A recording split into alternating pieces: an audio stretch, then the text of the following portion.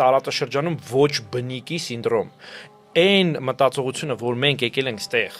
ուրիշի տարածքների վրա ենք պետական միավոր սարքել, ու միշտ կա վտանգ, որ հենց մենք թուլանանք, նրանք ովքեր որ ստեղ ապրել են, երկրի տերերն են, իրանք հոդա գիտեն, այսինքն այդ քարոզությունը բան մի կողմ, իրանք շատ լավ հասկանում են, որ իրանք եկել են